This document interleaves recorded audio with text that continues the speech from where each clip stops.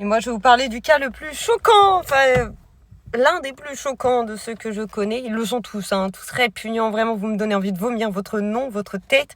Vraiment, la pierre, la brique, Mais c'est pas grave, on va parler de, comment je l'ai appelé dans mon livre, Valentin. J'ai raconté cette histoire dans mon livre, mais pour ceux qui ne l'ont pas lu, je vous fais un résumé et vous pourrez toujours tout retrouver dans mon livre et vraiment vous allez voir. Et c'est vrai. Voilà, j'avais un pote au lycée qui était dans ma classe, donc on avait le même âge. Sauf qu'il a rencontré ma mère et donc ils sont devenus potes avec ma mère. Ils se parlaient dans mon dos 2 mois avec ma daronne complètement tarée, donc je tarbais comme on l'a dit.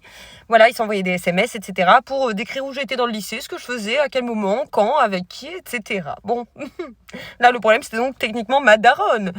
Mais lui aussi. Parce qu'un jour, il avait 18 ans, il s'est ramené devant le lycée, comme si c'était une fierté avec une gamine de 14 ans, et je vous jure. Voilà, et puis il l'a pécho, vraiment, il a roulé des grosses pelles devant le lycée.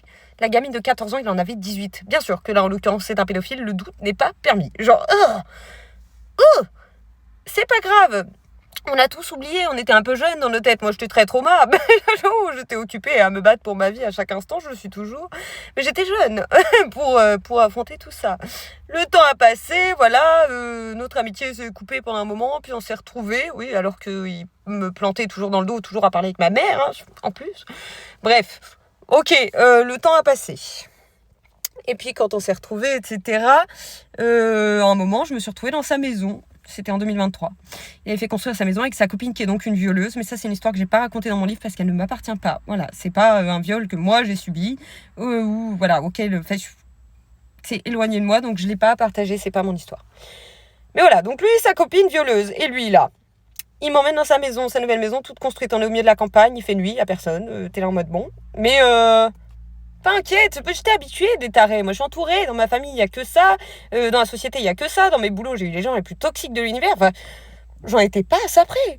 Et voilà, on discute et tout. À un moment, on va sur son ordi. C'est un mec qui travaille dans les données. Voilà, il conserve des données pour des gens. Je sais pas trop ce qu'il fait, mais il est vraiment dans l'informatique. Il a fait Supinfo. Voilà. Il donne des cours aussi là-dessus. Oh, vous allez kiffer. Il m'emmène sur son ordi. Il ouvre un dossier et je vois qu'il a un dossier à mon nom, mais il a un dossier au nom de toutes les personnes qu'il connaît. Et ça, je le savais déjà. En fait, il garde tout ce qu'on lui envoie. Il enregistre régulièrement les conversations des gens sur Internet. Il enregistre régulièrement toutes les photos qu'on lui envoie, toutes les photos qu'on poste en public. Je le savais, mais je m'interrogeais même pas trop. Ce qui est déjà bizarre, mais voilà.